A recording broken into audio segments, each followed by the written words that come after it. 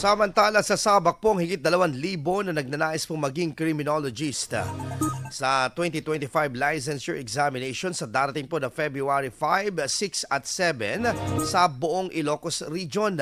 Sa nasabing bilang, 1,529 ang kukuha ng pagsusulit sa Pangasinan, 291 mula sa Ilocos Norte at nasa 205 mula sa Ilocos Sur. Isasagawa ito sa 3 testing center na kinabibilangan ng Rosales National High School, Bayambang National High School at Mariano Marcos State University at Ilocos Sur Polytechnic State College. At nakaanda ang Professional Regulation Commission Region 1 upang siguraduhin ang integridad ng eksaminasyon at seguridad ng mga kukuha ng nasabing pagsusulit. IFM News. IFM News. IFM News.